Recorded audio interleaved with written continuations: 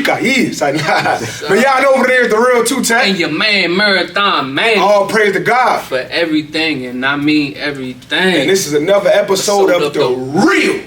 And tonight, y'all, we got a special guest in the house with us tonight. Mr. Dwight Singleton, man. I'm telling you, man, we go way back like 4 flats on the Cadillac, boy. I'm telling you. So listen, man, before we always start every interview, we do the mental health check-in. How you feeling mentally, man? Man, you know, I feel a lot better mentally. I do. I feel a lot better mentally. You know, I always battle myself every day, to be honest with you. Yes, I really do. I battle myself, you know, every day. You know, some days I'm losing. You know, some days I'm winning. You know, you always keep fighting. There you go. You ain't really losing, you learning. Amen to that. Yes. I'm not losing, I'm learning. I will take that. Amen to that. Amen to that. And I will say this week, you know, or today, I've been learning. I will say that. I've been learning. Cool. How about yourself, Mr. Marathon? How you feeling, my bro? Man, I'm feeling blessed, man. You know, I got to piggyback off that because I always battle myself. I'm my biggest competitor, man. I'm always fighting myself. You know what I'm saying? Ain't nobody perfect. But one thing about it, you never stop fighting, you know. You fight that good fight. Feeling blessed, though, man. Definitely. What about you, T-Tip? That's for me, like I always say, I put my 2 feet on the ground. It's a one. I can't complain. Ain't nobody going to listen. It's been a long day. I ain't going to lie to you. But, you know, we here, and we about to get the show started. You about to get in there. We about to get in there. So, just a question. We ain't asked this question in a while, y'all. We gonna bring it back today. Can I ask you? Go ahead. We gonna bring it back today, man. Who are you? Yeah, I'm telling you. Who are you, and what do you stand for? All right, well, you know, my name is Dwight Singleton. You know, native Washingtonian. You know, I'm born and raised out of the Ward 4 community. If no one is familiar with the Ward 4 community, I grew up right off of Georgia Avenue. I grew up literally, if we want to be a little bit more specific, 7th and Kennedy, right down the street, right next to Truesdale. You know, I don't claim any hoods or nothing like that, but I'm most definitely a Kennedy Street baby. Do not claim the hoods or anything like that. What I do right now is, you know, I'm a PE teacher. I'm an athletic director, you know, in a Catholic middle school. I won't say the name of the school, you know, just to kind of keep that privacy, you know, to myself, be a little bit more discreet with that. But nonetheless, you know, I am an educator. You know, I try to influence the kids in a good way. And, you know, I'm always try to lead by example. You know, that is one of the things that I try to represent with myself. I always try to lead by example. I like that, man. Well spoken, man. Yeah, well spoken. Go ahead, Murder. You got a question? Yeah, I just want to know how your upbringing was like, you know, growing up uptown. You're an uptown baby, but like, I want to commend you on what you just said. I don't claim any hoods because most of us, you know, we come from a neighborhood and we claim that neighborhood or we identify with that neighborhood. Right. You know what I'm saying? So for one, shout out to you for that. Right. You know what I'm saying? To that. Because you standing out doing that, and I respect that 100%. But yeah, tell us about your upbringing uptown. What schools you went to, if you care to share. You know what I'm saying? Parent life, all of that. So, you know, like I was saying, I grew up in the Ward 4 community. You know, grew up middle class life. You know, wasn't nothing too fancy per se. Grew up going to Truesdale Elementary School. Truesdale was literally right next to the house that I grew up in. You know, I was there for about 2 years. Then I had transferred on over to John Eaton Elementary School. If you guys are familiar with John, John Eaton is over there in that Bancroft neighborhood and everything, not too far from Bancroft, Mount Pleasant, not too far from Janie, you know, not too far from Hearst, and everything. Closer to Wisconsin and all that. More so closer to Connecticut. Connecticut. More so closer to Connecticut. You go up this big ass hill, and then you go, you get to Truesdale. You know, I had transferred to that school because of a few distractions that were going on, you know, back at my previous school. You know, my parents kind of noticed that a little bit early, and they pulled me out, and, you know, they kind of put me in a better, supposedly, environment, you know, for me to learn and for me to thrive. But, you know, little did they know that, you know, putting me in that type of environment, you know, if anything, it just made me express myself a little bit more. And what I mean when I say express myself is, man, I'm gonna look at the camera, I was acting a damn fool. You know, that's honestly the environment that they put me in. You know, I was showing off, I was showing my ass, you know, and it didn't look good. It did not look good at all. I was always the kid who always had decent grades, right? Always had decent grades, but I was always distracting my peers. You know, I was always distracting my peers. You know, it didn't necessarily help with my parents. You know, my mom, she was a judge at the time.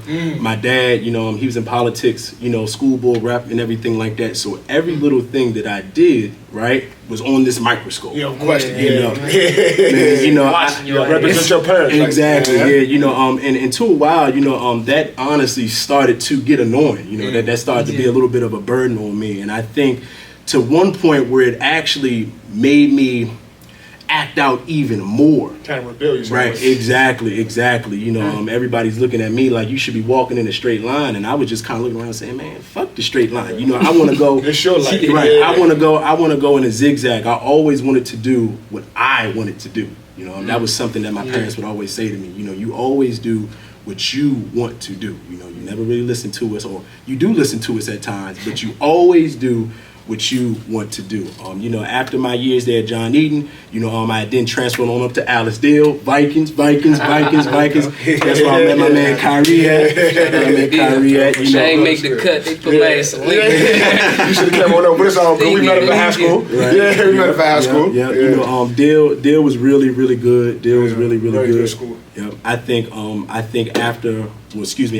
I went to Dale, you know, that was really when I was starting to understand, you know, what I wanted to be, if that made sense. And what I mean by that is, you know, it was either I was going to skip school and do the stuff that I was kind of lingering towards doing, right? Or I was going to kind of walk in that straight line and, you know, and get my shit done. You know, there was a few times where I was skipping school in middle school. I will say that. Never got caught. I'm sorry, Mom. Sorry, Dad, if you're watching. Never got caught when I skipped school. You know, my grades did take a hit on that. It did. And you know, I felt so entitled with us going to Deal, you know, because the neighborhood school was Wilson. Right. So, you know, no matter how bad we did, you know, the thing was, if you went to Deal, it was an easy, it was an easy ticket, you know, into Wilson. So I'm acting a damn fool. You know, I'm going back and forth with girls. I'm arguing and everything like that. You know, I'm getting suspended. You know, you could argue, right? Real loud. I could argue, right? You remember me arguing, right? I always argue. Yeah. You know, if the security guard wasn't looking at me saying, "Hey, I'm gonna call your father," it was the lunch lady. If it wasn't the lunch lady, it would be the little teacher's aide in the classroom. You know, everybody was determined to say that they could either call my mom or they could either call my dad. But nonetheless, I showed my ass for that, and I said, if you're gonna call them, call them. And so, you know, I thought that, you know, I was feeling big and bad. I thought that, you know, it was me showing them that, hey, you know, this straight line, that shit. right? You know, I'm still like I was just going back and saying, I can still do what I want to do, right? You know, and I can still get my way. Man, when the 9th grade year came, man, that shit humbled me like fuck. I'm not even gonna lie. You know, like I said, a lot of my friends were going to Wilson. You know, at that time, that's when if we weren't into the feeder school, I wasn't in the zoning for Wilson. So, you know, I had to apply to one of their little academies that they had to get into Wilson. You know, I applied for the AAA academy up there at Wilson. Remind you, I didn't even have the grades to play basketball at Deal. So, you know, now that I think about it now, who am I to sit there, you know, and apply to this or have the audacity to apply to this, and I ain't play no ball at all because of my grades. No question. You feel me? You know, so, you know, if I was looking at my younger self right now, I sit myself down and be like, look, fool, you ain't about to get into that school. Don't even fill that out. Don't even fill that out. You wasted everybody's time. And, you know, I think that was another thing that I was going through a lot in my middle school year. You know, I was very delusional. I was not realistic. You know, I always thought everything was on joke time. You know, but like I said, when that 9th grade year came, you know, like I said, all my friends are going up to Wilson and everything. You know, I was sent to Rose. I'm not even gonna lie to you. You came your 10th grade year. Yes, I did. Yep, I came to Wilson my 10th. Sick. Yep, I came to Wilson my 10th grade year. I went to Theodore Roosevelt. Now, the good part about Theodore Roosevelt is that was a school that all of my aunts and uncles went to. All of them went to that school. You know, so, you know, they're all excited. Oh, you're going back to our alma mater, blah, blah, blah, blah, blah, blah, blah, blah, blah. Little do they know that Roosevelt was not the same Roosevelt that they went to. Nowhere close. Right, man? I was in that J. What they doing summer school? I said, man, shit about to get real. For real though, man. For real. It was nowhere close, man. It was nowhere close. From your 9th grade year, you spent at Rose. Yep. How was you able to get transferred to Wilson? Man, You know, like I said, that line that I said, fuck, right? Everybody at that school was following that same line. So when I started walking with them, and I was realizing that, wait a minute, every time you go this way, I'm trying to go straight. To find out everybody's on a zigzag at roads, and I'm trying to walk straight. How ironic was that now? You know, that was the wake-up call that I needed. The only reason why I was able to get to Wilson is because I worked hard and I got the grades. Honestly, for real. If I didn't have the grades, I wouldn't have been at Wilson at all. You know, I had the grades. So that was the first wake-up call for me, honestly. No, for real. That was the very first, you know, wake-up call for me. You know, once I got to Wilson, you know, it felt like we were back at that Alice deal, you know, mindset, so to say. You know, you're with your friends from middle school. You know, you're with people that you remember. You know, wasn't necessarily the neighborhood kids, but nonetheless, you know, your homies, your homeboys. You know, we taking the bus, we going to play basketball, and everything like that. You know, we was all working hard, but you know, I did the football thing up there. You know, I wish I would have tried a little bit harder with the football. I will say that. You know, I will say that. I won't sit here and tell you guys that I was pressured into playing football or anything like that, right? But what I will say is that I did not put my best foot forward, excuse me, in football. So, you know, I apologize to all my teammates. If y'all reading this, I know. I always said, I most definitely could have did better. Y'all always know Dwight was always on that bullshit. So, you know, he was always bullshitting. So, you know, I will always admit to my bullshit. But, you know, it worked out pretty well. It did. It worked out pretty well. I was able to go to West Virginia University after that. And, you know, everything turned out pretty good. Mountaineers. Yes, sir. Let's go Mountaineers. Yes, sir. Yes, sir. Yes, sir. So when you graduated high school, what was your vision for yourself once you got to college and whatnot?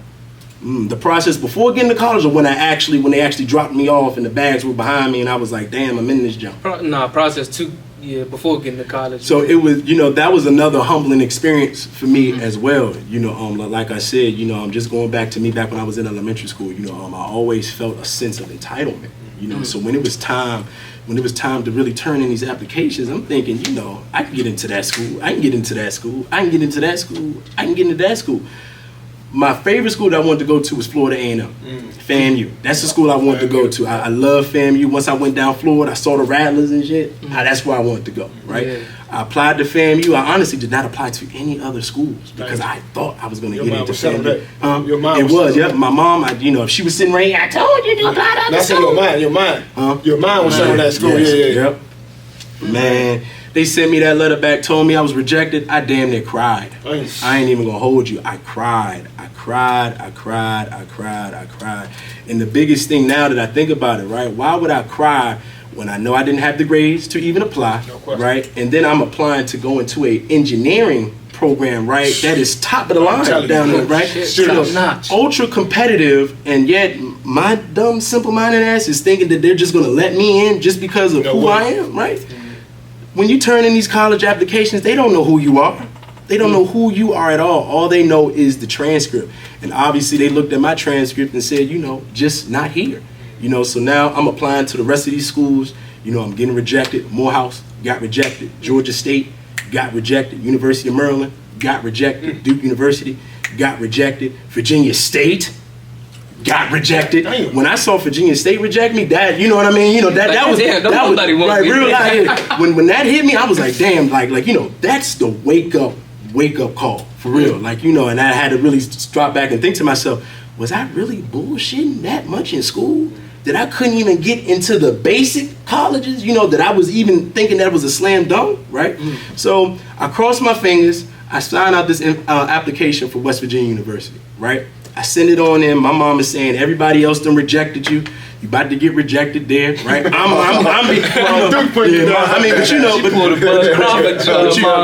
you know, the thing is, and I will always give my parents, you know, this cap is sort of says that they were always realistic. True. They were. They were always realistic. You know, I was sitting there, I'm in my own favorite word. Oh, they're like, no, you know, swat all them butterflies, swat the clouds. You know, this shit is real. You know, this is what's about to happen. No question. You know, my mom told me I wasn't going to get accepted into none of those schools. You know, but nonetheless, you know, she didn't want to, you know, she didn't want to shatter your dreams. She didn't want to crush everything too much, so I applied. You know, I applied, and you know, like she always tells me, you know, you got to see that shit for yourself. You got to feel that paper in your hand, and you got to read it, and you got to read them telling you that they're not about to accept you. And that's literally how I went. Every single time a letter came in from the school, she would hand it to me, and she would say, read it out loud. Yep, my hands be shaking. I'd be like, you did not get in. I'd be like, damn. She'd be like, she didn't say I told you so, but you know, she patted me on the back and gave me that look like, nigga, I told you so. You know? So I applied to West Virginia University. You know, I actually applied to enter into the mathematics department. You know, this was strictly math. You know, this was not nothing with education. This was strictly math. You know, so I sat there and I applied. You know, like I said, my mom is saying, okay, you know, let's cross our fingers on this. This is a big school. You know, let's see what can kind of, you know, let's see if we can get the ball rolling with this, right? I get the letter back. I read it out loud. They rejected me, right? But, big but, they rejected me for the incoming fall semester. Okay. So I had to sit out a semester and then go in. So it was either I sit at home, right? Sit back home in DC, chill, wait in, I go in as a brand spanking new freshman, or they send me to one of their 2 regional campus schools. You know, I do a year there, I show them I can get above a 2.0 GPA, and then they'll accept me with open arms. I wanted to stay at home. I'm gonna be honest with y'all. I wanted to stay at home. You know, I was actually a little nervous about going to school. You know, I was still kind of caught up in my mama's boy phase a little bit. So, you know, I ain't necessarily want to leave up underneath her wing. You know, there was actually a time when I was really strongly considering going to UDC. You know, rather than going to West Virginia University. You know, that was something I was really strongly considering, just so I can stay here at home. Right. You know, so my mom looked at me, she popped me upside the head. She said, nope. So you getting up out of here. Yeah, in real life, right. Sure. She said, you are going up out of here. She got to do, right? Sure. She was like, you're going to leave here, you're going to get your grades, and it's either 2 things are going to happen. It's either you don't make the 2.0 and you stay, right? Or you make the 2.0 and you go to the big school where you ultimately wanted to go. So, you know, that was just kind of my first initial phase into getting into West Virginia University. For the record, too, it was West Virginia University, WVU Tech was the name of the regional campus school that I went to, WVU Tech. And, that was a culture shock. Yeah. That was a culture shock. What you mean. I don't never want to go back to West Virginia. Right. I didn't go to college there, though. Hey, but listen, I got a question with, you know, let's backtrack a little bit, man. You said you had a sense of entitlement, right? Right. I ain't gonna lie, I don't really hear that too much from minorities, right? That's an interesting statement that you made. So, I mean, tell us what do you feel like that came from? You know, I think that just came from just me showing my ass, you know, and then just me understanding who my parents were at that time. Now, at the same time, this wasn't the Obamas or anything like that, right? You know, this wasn't Jay-Z or Beyonce walking on and everybody drop stuff and, you know, and do, you know, and act like what's going on. But I think what I felt that sense of entitlement was from the punishment that I would get from the teachers or the staff members at the schools calling my mom or calling my dad. You know, if you guys are so geeked to call them here, right? And that means I can show my ass, all you gotta do is make a phone call to them and I can still do whatever the fuck I can do. You know, entitlement. You know, I'm not necessarily getting sent to the office. You feel me? You know, I'm not getting sent to the principal's office. You know, I'm not missing any days of school because you guys know who my father is. You know, you guys are not suspending me because you guys know who my mom is. You know, I was always given that extra 1+ life. You know, if we're playing Super Mario and you always, once you collect 1,000,000 coins, you get that you know, that little 1-up. I always felt like, you know, I had a 1-up, but I did not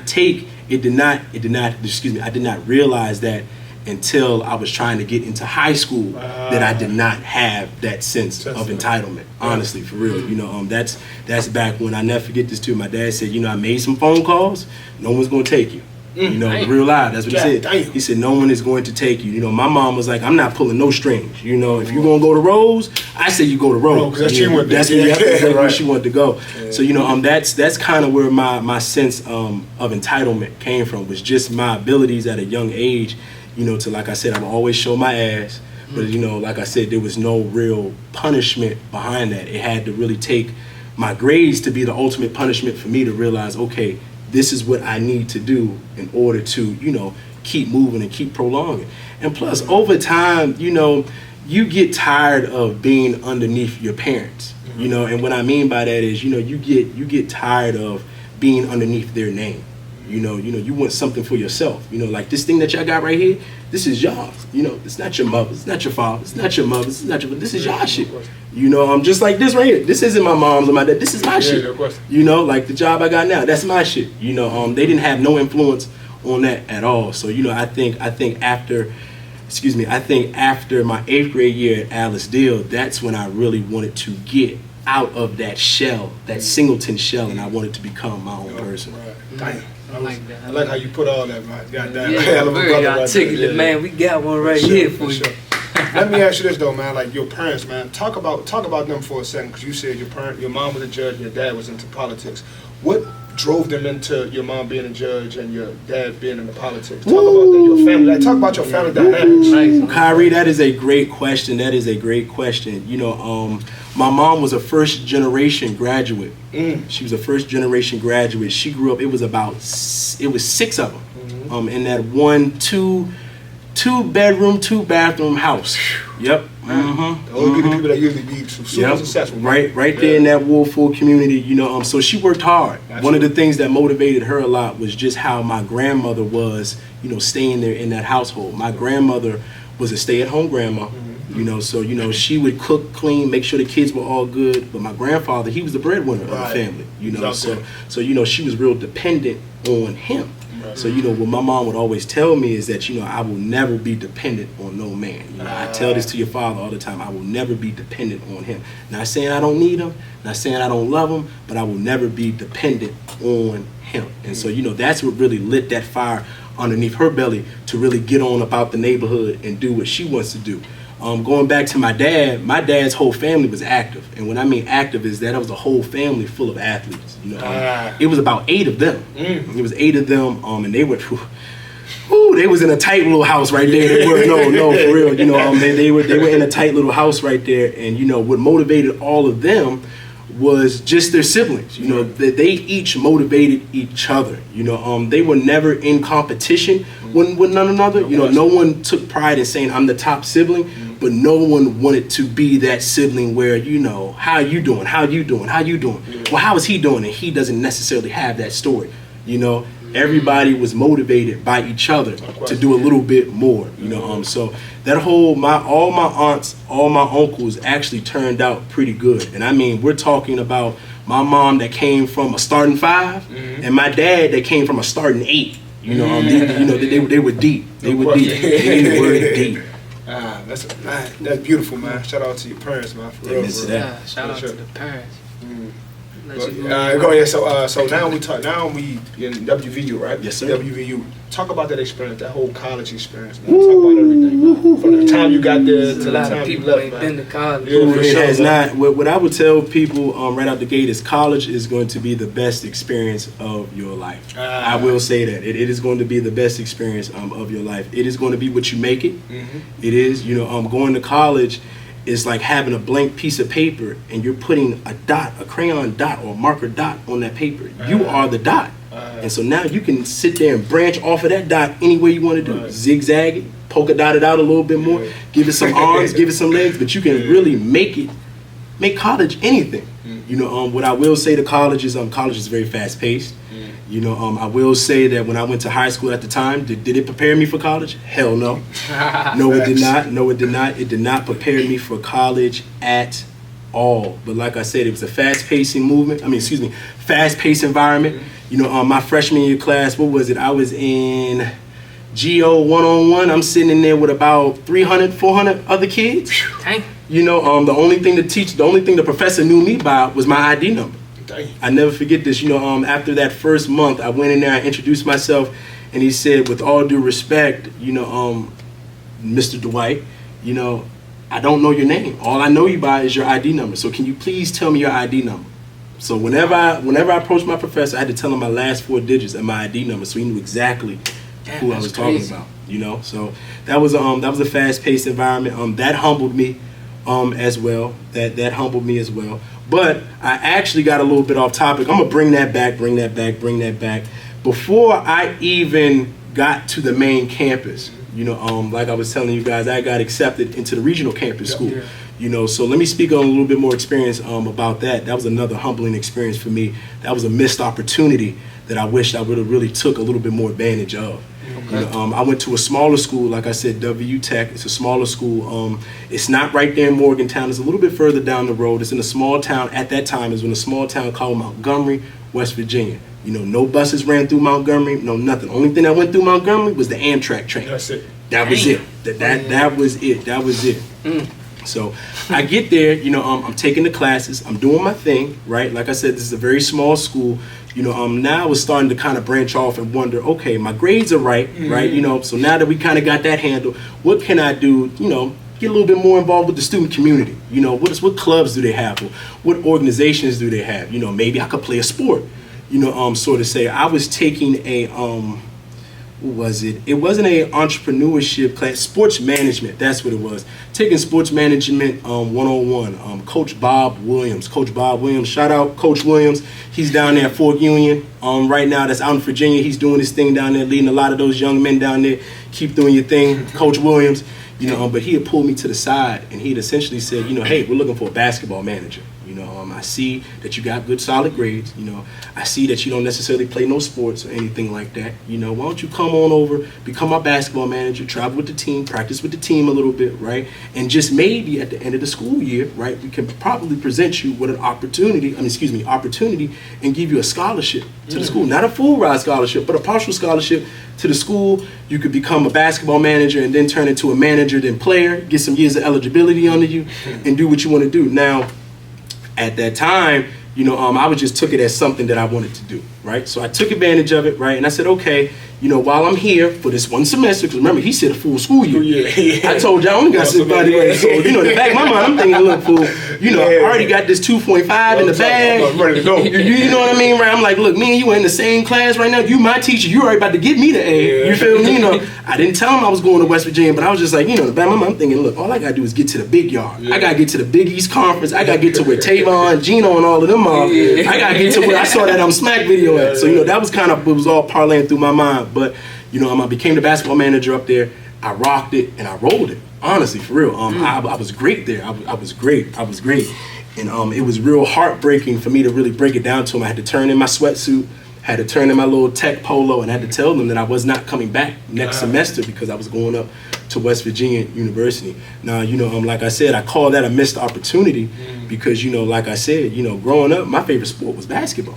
You know, you remember me playing against little Larry up at the Jelly Leagues and everything. Basketball was my favorite sport. You know, I kind of fell in love with football a little late. You know, I was kind of late on that learning curve in regards to football, but with basketball being my favorite sport, I'm already a basketball manager. He's offering me a chance to become a manager, right? And then grow into a player. That was the opportunity to really play some college ball, collegiate ball. That was my opportunity. And I turned my nose up to it because it was not a big Power One program. You know, that was me being small-minded. That was me being arrogant. You know, and I think that was probably one of the first genuine opportunities that I earned and that I realized soiled. Like I didn't want no parts of that. And I, you know, till this day, you know, I still kick myself. You know, I'm over that. I do. I kick myself over that. Go ahead, man. You know, before we got on camera, you were speaking on opportunities, right? And you were saying about speaking about missed opportunities. Let's revisit that topic on camera, man.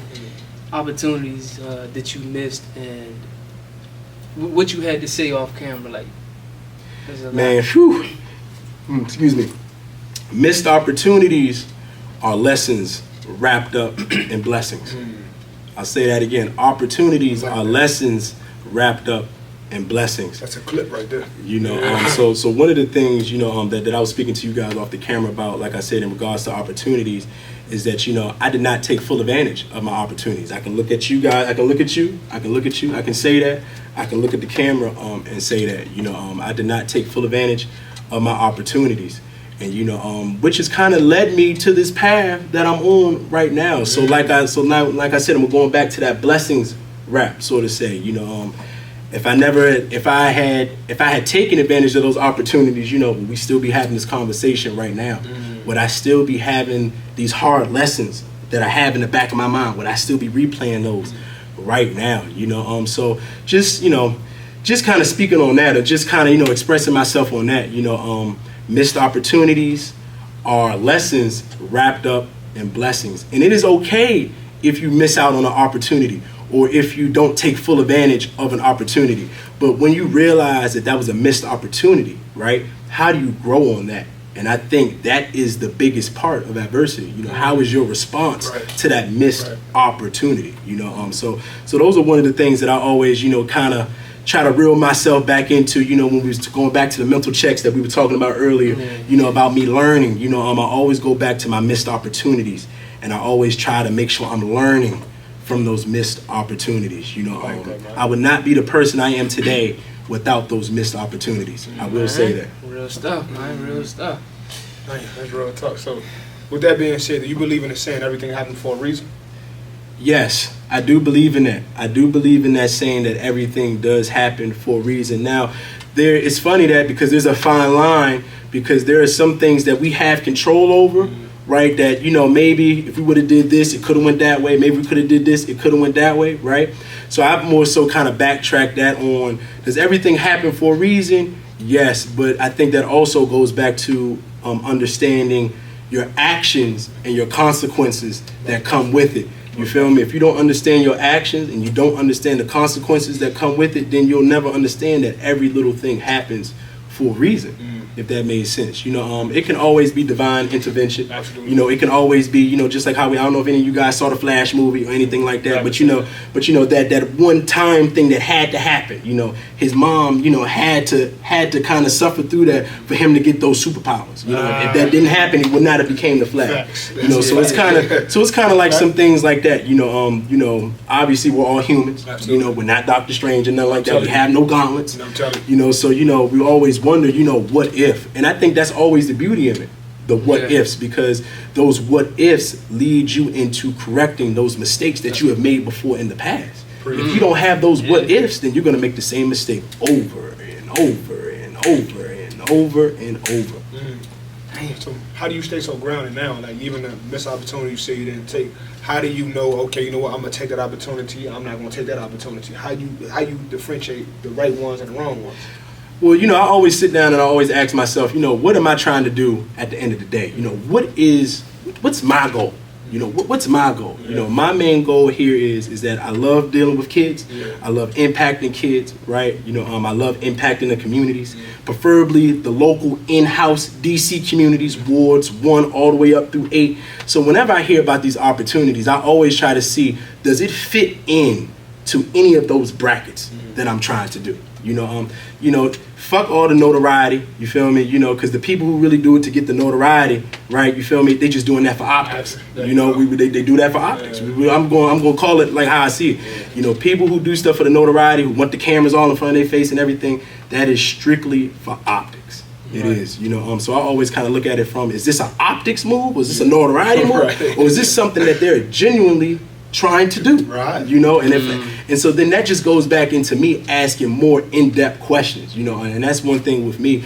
I'm a big follow-up person. You know, you tell me that you're trying to do something, okay, and I'm always hitting it with I'm always hitting it with the, okay, that sounds good, but how are we about to go along with this? You feel me? How is that about to come into realization? You know, it's always easy to talk an idea. You can always talk it. Big facts. You can always talk it, but the real work comes into putting it into realization, you know, and then when you're breaking down how to put it into realization, then where do I come in? You know, how much of the support do you need from me? You know, how much of my resources do you need from me in order to bring this opportunity into realization? You know, it's always going to be a win-win, right? But at the end of the day, right, how does this fill in? How does this benefit me? How does this help my 3 brackets that I'm trying to do right now? And like I said, you know, with all due respect, no cameras. You know, that's what I always try to tell people. You know, just no cameras. You know, if it's for the greater good, if it's with good, genuine people, you know, I have no problems with recording it. You know, we take a quick picture here, quick picture there. But if I sense that you're kind of doing it for optics, right? You know, I kind of really won't even do no business with that. Honestly, for real, I won't. Respect that all the way. For sure. Man, let's get into you being an educator, man. What motivated that right there? What was the inspiration behind that? And what kind of fulfillment do you get from doing it? Because it sounds like your purpose is to impact youth and kids, man. Talk about it. My impact with the kids is just that, you know, I want to give the kids a role model that I necessarily did not have growing up, or that same authoritative figure that I did not have, you know, growing up. Don't get me wrong, I looked up to a lot of people growing up. You know, some were good, some were bad, but they just weren't my cup of tea, if that made sense, you know, and that's cool with big bros. You know, you can look up to a big bro, you know, you can follow them, you know, you can look up to them for about a good year, but then after a year, you know, it's like a trend, you know, you know, it kind of died out, you know, you was wearing the glasses, I ain't wearing them no more, you know, the glasses, you know, that's your shit, you know, but, you know, I just try to give the kids a role model that I never had, you know, I always try to give the kids a chance to express themselves in a positive way. You know, if a kid seems frustrated, I always ask the kid, you know, do you understand why I'm talking to you? Do you understand why we're even having this conversation to begin with? Do you realize what you've done? You know, do you have some self-awareness? You know, and those were some of the things that I wish that I had, you know, growing up. You know, it was just more so just to, you know, I'm talking. If you say anything back, that's a back talk. You know, that's a back talk. You're being but for real, your back talk that's being disrespectful. And I think nowadays, especially with COVID and everything going on, right? You know, we're being a little bit less. Not gonna say aggressive. We're being a little bit less talkative on the kids. So you know, we're not necessarily sitting there saying, okay, sit down. Exactly. Sit down. All right. Well, if they stand up and walk around a little bit, okay. Give them about a 5-second rule. You know, count down to 5. Okay, they ain't sit down. Let's call mom. You know, let's just kind of nip that right in the bud. So those are one of the things that I always try to give to the kids. I just want to become that role model that I never had. I always wanted to become that safe space for kids to come and talk to me about anything. You know, talk to me about anything. And I think that's perfect at the middle school level because, like I said, we're catching these kids right before they start to get molded or right before they start to see all this wild stuff on TV and everything and to decide what they really want to do. Because 9 times out of 10, once you meet a kid in high school, right, and I'm speaking from this off experience, once you meet a kid in high school, right, 9th, 10th grade, they already have it made up in their mind what they trying to do. You know, and if you speaking that shit that's not on that same frequency that they on, right, you're gonna sound like a lame, you're gonna sound like a loser, you're gonna start to get annoying. You feel me? And it's just gonna go in one ear and it's just gonna go right on out the other, you know. And just to tap in on that right there, man. I remember hearing like teachers and administrators, like Coach Mark even told me something one time. Phil and Lontic grandfather told me something. I got into it at summer school, man, and he said something to me. And he's like, you know, some mother was pregnant at the time, like I was a teen parent, all that stuff. And it's like, fast forward in my life, I saw what he was saying. I was like, damn, like this is what he was telling me the path he was telling me not to go down. You know what I'm saying? So that's real. Like, you know, once you like in high school, you kind of like set in your little ways or something. You think you got all the sense and whatnot, and it bites you in the ass. You know what I'm saying? And I also piggyback on what you said too, man. You know, and I'll say this to the camera as well. You know, you always gotta respect the age. You gotta respect the elders. You know, regardless if the elders have tried and failed or tried and succeeded. They've tried it nonetheless. Anything that you're trying to do for real, anything that you're trying to do, right? Anything that you're trying to do, if you found somebody who's tried to do something like that and has either succeeded or failed, still reach out to that person, listen to that person. You know, take down some notes. You know, be an open book, be an open sponge, soak up that information because the parts that he failed on, you can make those corrections. The parts that he succeeded on, right, you can take that and tweak that around a little bit. I think what we kind of get caught up into, and this used to be me when I was a little bit younger, actually, 2 years ago, honestly, friend, I'll be honest with you. You know, I wasn't listening to nobody unless they made it. I'm gonna be honest with you, you know, but now it's to the time where if you haven't even done it, I won't listen to you. I won't take your opinion on that. I want to speak to people who have done it. You know, I like that. If you've done it. So that's just like doing this podcast. You don't know how many people got their opinion say something about this. Everybody. For real, and y'all should not a damn motherfucker got a podcast. Y'all should get this type of mic. Y'all should get this type of. It's like always something. But what we doing is working. Y'all never done a podcast. Never done a podcast. Even if they done it, they not consistent like we are. You good? Now listen, I'm open minded. I'm open to listen to everybody. But like, if something working, why try to mess it up? Exactly. Why try to go against it? But people just, you know, they always got their opinion on something. Yeah, we're gonna grow with it. It's coming. We started with a laptop. We got a camera. There we go. They rock episodes on laptop too. That's what it's all Come about. on now. So Dwight, let me ask you this. But you see how your life is in full circle. Remember you said you wanted to teach the kids math, right? Now you're dealing with the kids. You said you want to do sports, and you're doing sports. You're a PE teacher. So look at your life. It's full circle. You're doing everything you wanted to do. I am. Big fact. I am. And you know, sometimes I pinch myself. I do. I pinch myself. You know, sometimes I don't believe it. I don't, for real though. I don't believe it. You know, I worked extremely hard to get into this position, and when I mean extremely hard, is that you know, the only thing I asked for was help and an opportunity. That was the only thing I asked for. You know, I didn't necessarily ask for no handout. I didn't ask for no job. You know, my dad, my mom, they wanted to kind of help me, and I told them, you know, just let me do this on my own. You know, let me do this for me. You know, and those out the mud. Right. Amen to that. Amen to that. And so, and, you know, so for me to be able to, you know, go to school, you know, learn the knowledge that I was able to learn, you know, leave school, go up to a whole different state. You know, I went up to New York for a little bit. That's when I was up there dealing with the kids. That was my real first taste, you know, of going up there dealing with the kids. And like I said, going back to asking for help, you know, my mentor, Glenn O. Vickers III, you know, he was the executive director up there at the YMCA at that time, you know, and I was actually gunning for, it was this one lady that me and her, we was always bashing heads. We were always bashing heads. Only reason why we were bashing heads is because I wanted her job. I wanted her job, but the only thing that wasn't working in my favor was that one, I was a seasonal employee. You feel me? I wasn't there year long. You know, two, she was in the area that she grew up in. You know, she went to the high school there, elementary school there. You know, that was her own backyard. Nepotism. Right. You know, so those were a few of the things that was going into it.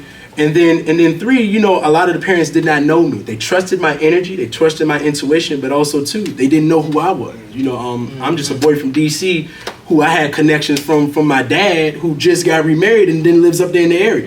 You know, they didn't know nothing about me or my dad. So they're like, you know, it got a little political. It did, you know, it got a little political up there in that area. So, you know, I reached out to Glenn, Mr. Vickers, and I humbly asked him to be my mentor. I did, and I said, look, you know, I want to do exactly what you're doing. He was the executive director at that time. I said, I want to do what you're doing. You know, I want to be around the kids. I want to impact the kids. I want to lead staffs. You feel me? I want to engage with parents. You know, I want to bring some equity to the neighborhood. You know, so when I asked him about that, he said, okay, you know, let me see what I can do. Right? I went back home for that summer, and I mean, it was a quiet 3 months. I never forget that. It was a quiet 3 months. I was trying to find some work at that time. You know, this is back when I was doing the tutoring program. You know, so I'm bouncing in and out of these DCPS schools. You know, I'm doing small part-time work here, small part-time work there. I'm still dealing with the kids, but nonetheless, I wanted something to stick. You know, I'm sitting there wondering, when is it gonna stick? You know, so like I said, I get that phone call from Mr. Vickers, and he says, look, you know, we got this position for you out here in the New York area. You're gonna have to relocate. You know, but this is a director of operations position up here, local nonprofit. You can do exactly what you asked me to do. I'm going to do what I'm doing. You know, I could put you underneath my wing, and you can kind of, you know, you kind of learn underneath me. I took it and I ran with it. Honestly, I ran with it. I ran with it. I ran with it. Now, I know I'm rapping a little bit, fellas, and I apologize. And I apologize. But another humbling thing for me as well, and this was another growth thing for me as well. Like I said, we're going back to that sense of entitlement.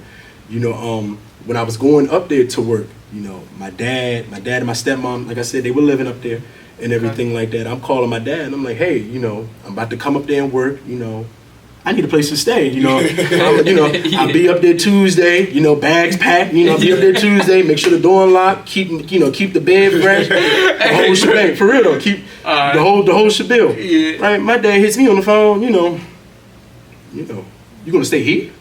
You gonna stay here? I'm like, you know, yeah. He's like, you didn't ask. I'm like, you know, well, can I stay there? He's like, yeah, well, you know, no, you can't stay here. He was like, no, you can't stay here. That's like what he said. He said, no, you can't stay here. And I'm like, damn, no. He's like, no, you can't stay here.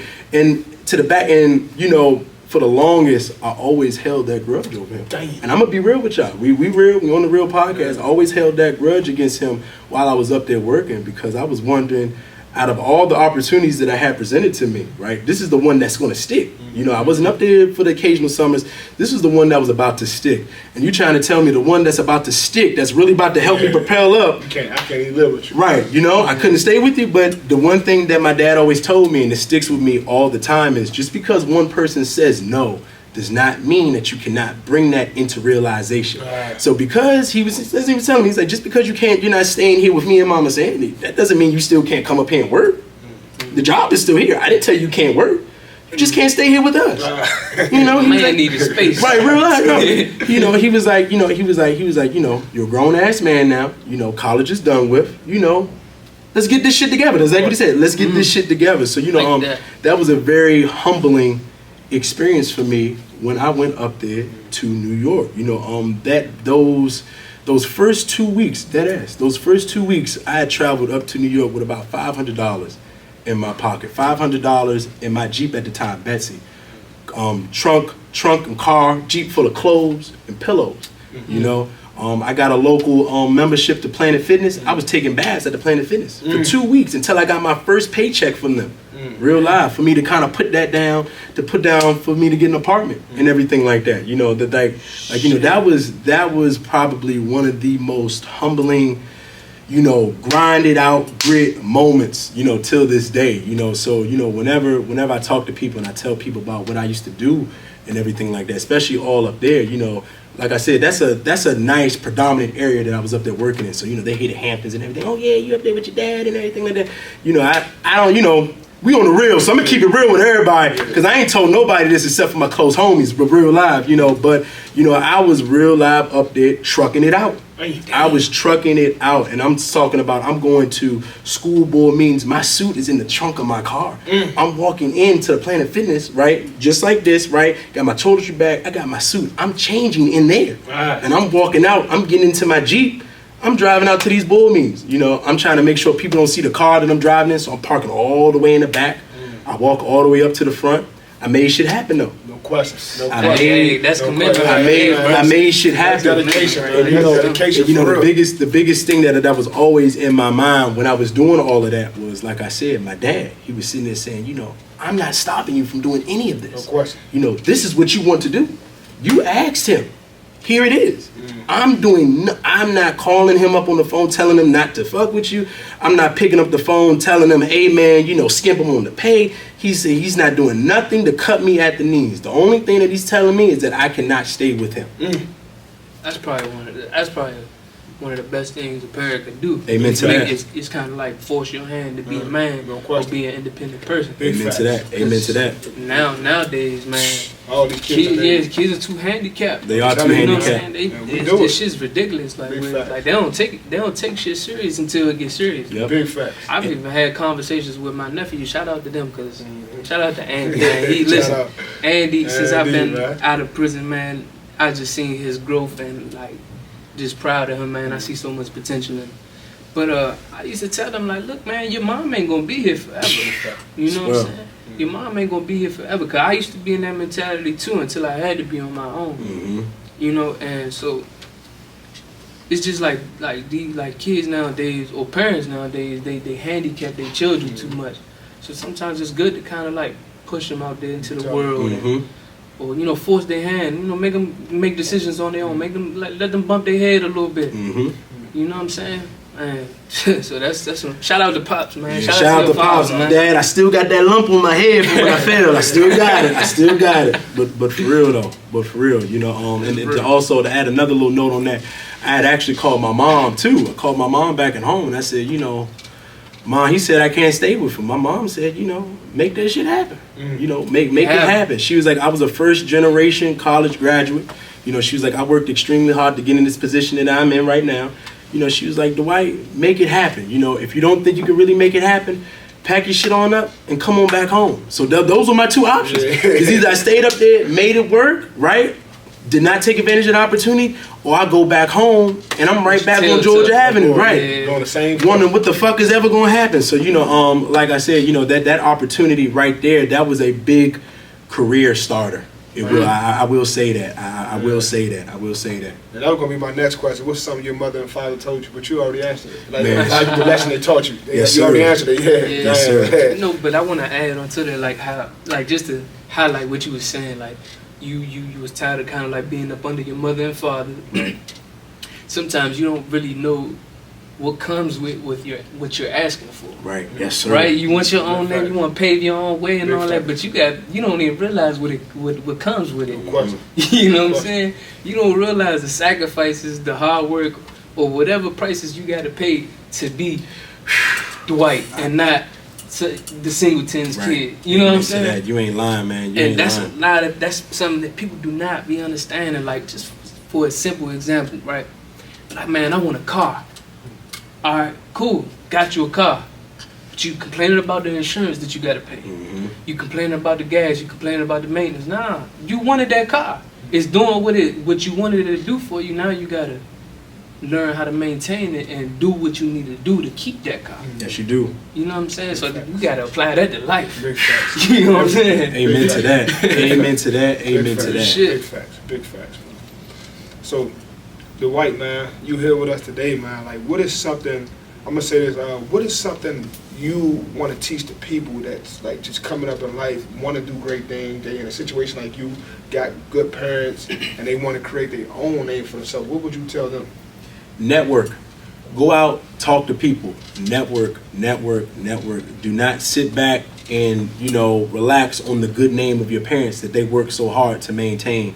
Network. You need to go out, meet some like-minded individuals, see if you guys share the same ideas, and see how you guys can kind of piggyback off of each other. We're in a generation now where everybody's doing everything by themselves now.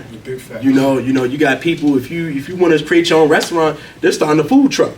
This right here, you can do everything. You can do anything that you want to do. We sitting in here right now. We in the studio right now. We doing the podcast. We're in a very entrepreneurship type era. So an only way for all entrepreneurs to thrive, right, is that we all have to talk. Big facts. We have to talk. We have to network. We can't sit there and say I don't want to connect with that person because I feel like I'm doing more than what that person is doing right now. In a blink of an eye, it could be vice versa. I'm telling you. It can be. One day. It can be vice versa real quick. So go out, talk to people, network. I'm not necessarily sitting there and saying you got to be buddies with everybody, right? But just pick a few brains. Like I said, pick a few brains. Understand what people are trying to do. See if your goals align up, and then just see how you guys can both bring your goals into realization. Even if you guys have to come together for about 2 to 3 years, work on y'all shit together, and then branch off. If it comes to that, then let it be that. Communication and network. Your network is your net worth. I will tell everybody that all the time. Another thing that I also tell people too is that the college degree, it is needed. I'm not going to sit here. I'm not going to sugarcoat that and everything. Get your college degree. We're not going to downplay no college degrees or anything like that. But what I will say is that if you don't have the experience, honestly, if you don't have the experience, but you have that piece of paper, right? It's going to be a long world. It's going to be a long. It's going to be a long, cold world for you. And the only reason why I say that is because nowadays, if you're starting to notice, when you apply to these jobs, not only are they asking for 1 degree, they're asking for 1 degree plus a master's, 1 degree plus a certification, 1 degree plus a master's, plus a certification, plus experience. Everything. So if you're not graduating out of that top 50, top 25 percentile, right? You need to go out and get some internships. You need to go out and get some experience. Facts. Because if you don't have no experience, you will get lowballed. If you don't have no experience, they will move on to the next person. Okay? If you don't have no experience, like I said, when you knock at that door of opportunity and you're saying, hey, I got this, but know this, they'll say, okay, that knob might jiggle a little bit, right? But it won't open. We're all trying to get to the door of opportunity. Like I said, you can have this, but if you don't have this, the knob will only jiggle. Only jiggle. You need someone, and like I said, we're going back to networking, we're going back to references, right? You want to be able to knock up on that door and say, I got this, and I got my references and resources behind me. Yeah, man, let him in. He with me. That's when that door, I didn't even know he was with you. He was in that whole time. I'm telling you, come on in. Right, and so that's where the real game gets started. But go out, network, talk to like-minded others, people that you share the same goal with. I'm telling you. And just see how you guys can progress. And they might not look like you. Exactly, yes. Big facts. Yes. Do not shun them because they don't look like you. Do not shun them because you feel like you're doing more than them. Everybody needs to come together. We got to get out of that crabs in a barrel mindset or mentality. Facts, man. Facts. You know, that those are one of the things that you really got to get yourselves out of. You know, one of the things that I also try to do as well is that, you know, when opportunities present themselves to me, and what I mean by that is, you know, if people are trying to start something or people are looking for, you know, different type of vendors or anything like that, right? People always reach out to me and they say, hey, you know, you have anybody that might be good fit for us, anything like that? I'm always throwing out names. You know, I'm always throwing out names. You know, if you out there and I see that you're doing your thing, and you know I'm following you, I'm liking your shit, man, I'm always gonna have you in my back pocket. You know, I'm always gonna recommend you to do this. I'm always, gonna recommend you to do that. Now, if you don't take advantage of it, right, that is on you. That is on you. All I can do is present the opportunity to you, you know, and I take my hands, you know, completely off of that. You know, I always try to uplift. I always try to uplift because mentally, you know, I always downlift myself. I do. I always downlift myself. I know that might sound a little off to y'all on the camera, but I always downlift myself. You know, so that's why I always try to uplift people because I'm always beating myself up mentally, for real. Just a piece of advice with that, right? Because I deal with that type of stuff myself. Always try to like remind yourself, you know, you got a greatness within. Man, I'm trying you know, to tell you got this greatness within, man. You just always got to be able to tap into it and like kind of like, you know, that self-doubt, that thing, that voice in your head telling you you're not good enough. You got to fight that voice off. Like, man, fuck you, I'm doing great.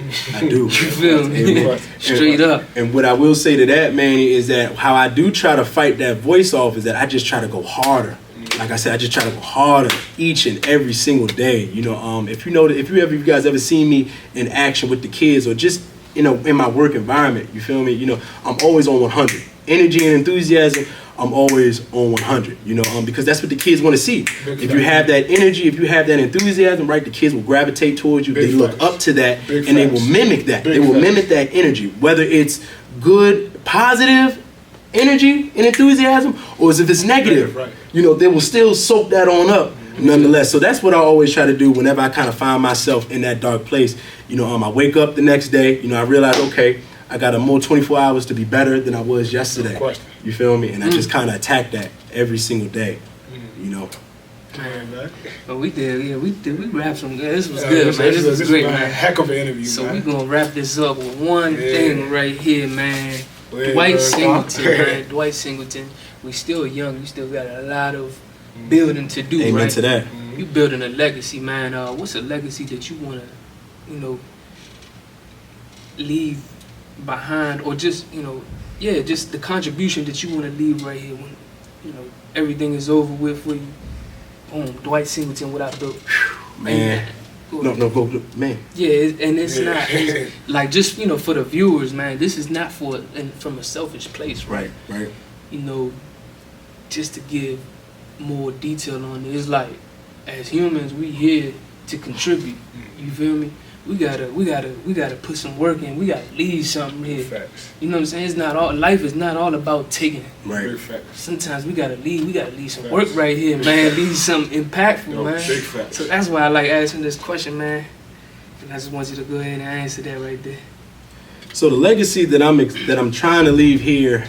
Wow, that was actually a great question, man. You're going to leave it. Oh, that I'm going to leave it. Excuse me. Yeah, that's a great question because, you know, I kind of always find myself thinking about that. You know, when it's all said and done, you know, when I'm underneath that ground and I had that tombstone, what do I have that's kind of going to show for that? You know, of course, do I want kids? Of course. Do I want a family? Of course. Do I want a house? Of course. You know, but what is something that's going to, you know, like I said, impact everybody? You know, so one of the thoughts that I was actually going through my mind was maybe I could start my own local nonprofit organization. You know, and like I said, this is just going based upon child development. You know, getting kids used to health, wealth, equity. You know, another thing that I was thinking about doing, you know, as well is starting maybe a sports camp for kids, a mentorship camp for kids, so to say, or like a boot camp. So to say, you know, type of atmosphere. And I'm not necessarily saying a boot camp where, you know, you drop your kids off to me, you know, and you don't know what's going on, but more of a positive boot camp where we start to mold our young men into young adults. You know, so to say, where we teach them about learning, respect, integrity, you know, small things like that. But the bottom line of it, the legacy that I want to leave here in DC is, like I said, I want my name to be good. When I die, when it's all said and done, I want them to say, yeah, Dwight Singleton, that was a good brother right there. All he did is help. All he did is working within the community. All he did is want us to be better. Another thing that I also want to leave as well is I want to leave some kids behind. I will say that is also legacy as well. I did a project actually in Wilson with Mr. Garvis. When he gave us a project about taking care of a baby and everything like that, that actually scared me from having kids early. I'm not even gonna lie. When the project, it scared me with having kids. It scared me with having kids early. But the conversations that I'm having now with people my age that do have kids is that look, you're never gonna be prepared for kids. Never. You're never. As much as you want to prime for that, you're never. So, I want to have at least 2 kids, 2 to 3 kids. Me too. 2 to 3 kids. Have a nice legacy. Left behind. Let them kind of build from the work that I left behind. With them. So that's just about it, man. That's Straight like that, man. Hey, we appreciate you for coming on. Thank you, man. Appreciate you, White man. Love, thank you, love, man. Y'all know what it is, it. man. It's another episode of the Real. If you're not on the field, you're not real. There you go. Bang.